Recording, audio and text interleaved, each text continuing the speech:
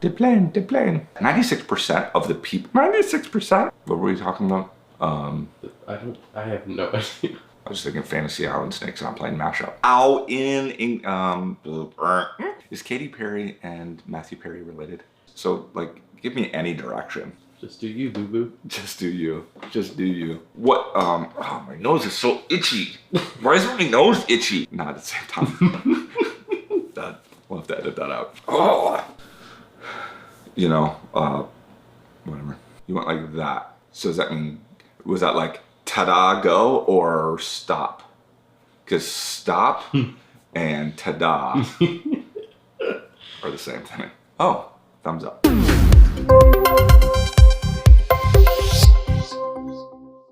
Hello, adventure. I've missed you. So we talk about how relationships matter, how those relationships have to be earned and continually earned, that it's not just a TV station where you're posting all about you.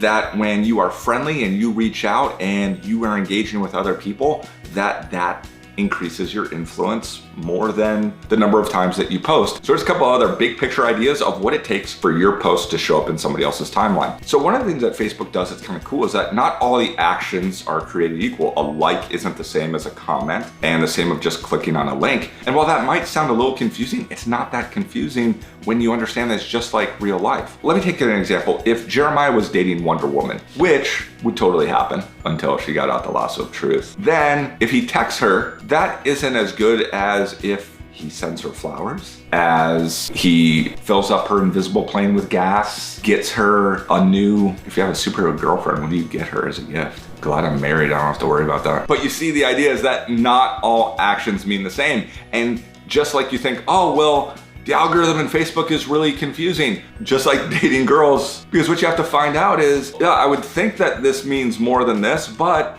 we all have different love languages, and so we all respond to different things. And Facebook does it the same way. It says, hey, you like photos more, and you interact with photos more, so I'm gonna give you more photos, but you like to have links that are forwarded, so I'm gonna weight that more. You see, it's super complicated, but relationships can be super complicated. So we can't get all confused about like, technologies, social media is all confusing. It's just accelerating relationships, and relationships can be confusing. So instead of trying to figure it out, what we do is we just live it and we work through it and we embrace it. But in general, when you talk about interaction, comments are weighted more than likes, which are weighted more than maybe just a click.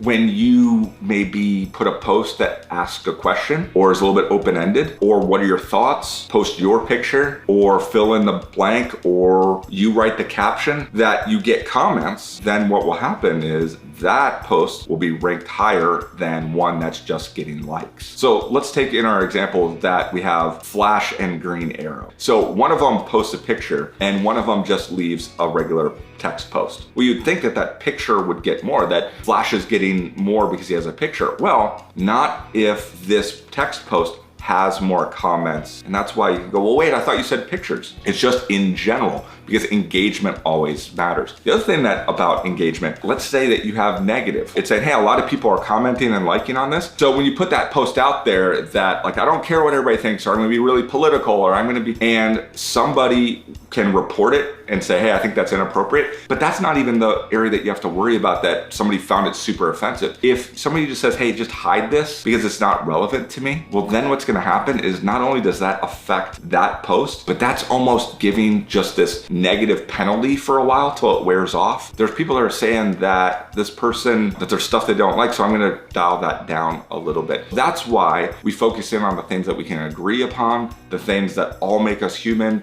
We focus in on dreams, adventures, positive things, because that is what we want more of in the world, and that helps you. Versus that is another factor, is that if people are reporting or hiding your post because they don't agree with it, or you're talking way too much about your thing all the time, that can be a big factor as well. Another factor that I want to talk about is time decay, how that post drops off. So what happens is initially in the first hour and a half, you're going to get your most engagement, whereas on Twitter, the half-life is maybe 18 minutes. We talked about Pinterest, that even has a much longer one, but in Facebook, you're going to see that maybe an hour and a half to 2 hours.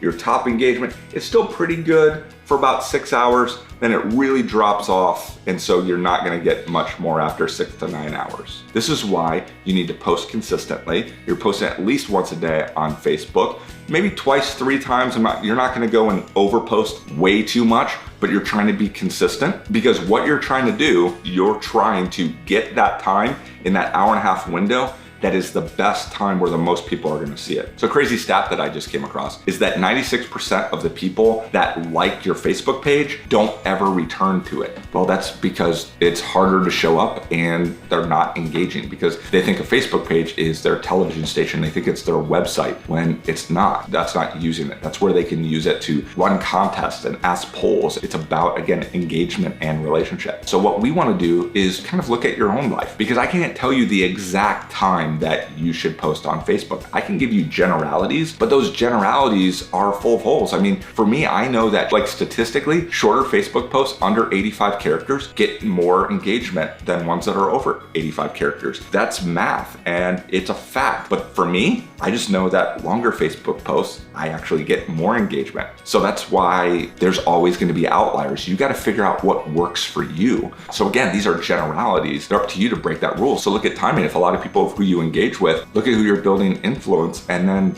are they college students? They have a different schedule than stay-at-home moms who maybe 2, 3 o'clock would be normally a bad time to interact with. If I'm trying to reach executives because they're trying to wrap up their day, but there's a lot of moms I know that they're stuck in car line for an hour. So you really have to look at who you're reaching and what you're wanting to do, because you want to plant those posts. Just think, if I have an hour and a half window, what is that window where I'm going to get the most number, because that will be a factor. So let me recap and summarize what are some of the things that you can do to make sure that you show up on that timeline. Okay, the first thing is, remember, engagement. It's all about your relationship. So the more you're engaging with people, the more you're inviting them to engage with you. And then when they do that, you're going to be weighted higher in that algorithm. The other thing is, be awesome. Don't be boring. Like, have a filter before you post something. So, I think it's pretty easy to get the idea of don't post anything negative. What's almost worse is posting something that's boring. It's just never gonna show up on anybody's feed, and that algorithm is just going to weed it out. So that's why we try to show you, like, how to post things and what you post in your headlines. Think about that and try to have something that you think would be valuable and helpful to people. Then make sure you're posting pictures and videos, because those are gonna be weighted higher. And the way the human brain works is they're gonna respond more to visuals. So that's why we try to show you how to edit your photos and how to crop those in and how to have more engaging photos. When you post, ask open-ended questions. So I might post something and then say, hey, caption this, or ask a question, or what do you think? Because that's gonna have comments. Make sure you're going back to those comments and liking those, because when you do that, you're saying, hey, thanks for commenting. You give them a high five, and then people will do more of that, because that helps with engagement and it helps to show up more in that post. Be consistent. So that doesn't mean you have to have the same amount of posts every single day at this time, but you need to be posting regularly and you need to be posting often. Not too often. Keep consistent, whatever that ratio is for you. For me, that's only gonna be 2 to 3 times a day on Facebook. You don't wanna go several days and not post. Just because your post didn't show up that one time doesn't mean it won't show up the next time. If post number 1 is weeded out of the algorithm, but post number 2, they like that, then post number 3, that's gonna show up more. So by you being consistent, by making sure you're posting every day, that's going to up your chances. Remember, time of day is important, and you're gonna have to try different things. We can tell you what the average works, but we don't wanna be average. And what works for everybody might not work for you. Which brings me to, you need to measure. Remember, ready, fire, aim. You need to go back and check, like, well, what worked? And kind of keep an idea of, well, this one got a lot more engagement. Why did that happen? And then do more of what's working. Relationships are not always efficient. So when I watch Emerson play with Legos, I don't say, well, you know what? If he would have stacked the Legos this way, and if he first would have organized before he got out the instructions and before, that's not how he's best gonna learn. That might be the best way to become a factory worker, or that everybody does it the same way. That's not the way our brains were designed to work. We have to force our brains to work in those ways. Remember, the best way is to play. When I go watch little kids and they're learning so much because they're just trying different things.